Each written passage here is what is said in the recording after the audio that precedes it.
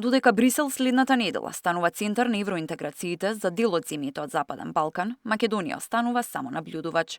Во вторник, на 4 големи меѓувладини конференции, Црна Гора и Албанија ќе направат огромен чекор напред кон Европската унија со затворање на 3 клучни поглавја, а нови кластери се отвораат и за Украина и Молдавија. Но на овој густ европски календар Македонија ја нема никаде. За опозицијскиот лидер Венко Филипче, ова е директен доказ дека земјата тоне во изолација. Го обвини премиерот Мицкоски дека поради лична немоќ и немање јасен план ја држи државата во ќорсокак, оставајќи ја без европски фондови и без неопходните реформи.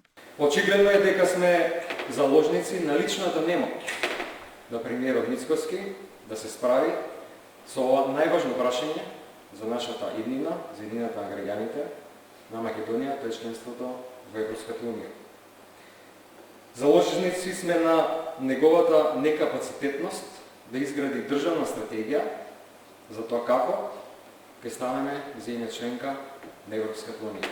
Опозицијата ја доведе Македонија во оваа позиција, прифаќајќи предлог кој е асиметричен со македонските национални интереси, вели премиерот. Според Мицкоски, Македонија е најнапредна држава на Балканот во испорачување на реформи, но уставот нема да се промени. Народот, вели тој, е уморен од национални отстапки без никакви гаранции. За мене промена на устав и прифаќање на тоа што прифатила претходната влада не е реформа. Не е реформа.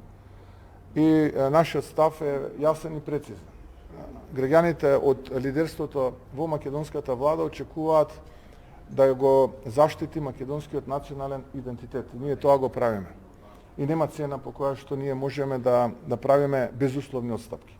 Ние може да се договараме, може да разговараме, бараме решение, конструктивни сме и така и ќе продолжиме и понатаму, но безусловно јас подпис да ставам на нешто што прифатила претходната влада или така наречената капитулација, додека сум јас ова што сум, тоа нема да го направам.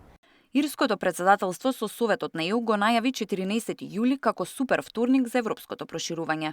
Црна Гора треба да ги затвори поглавијата која опфаќаат политиката на конкуренција и Царинската унија. Со ова Подгорица ќе има привремено затворено 18 од 33 преговарачки поглавја, што ја прави земја лидер од Западниот Балкан за членството во Европската унија. Албанија треба да ги затвори поглавијата за наука и истражување, образование и култура, како и за надворешни односи. Тамара Дичовска, Сител телевизија.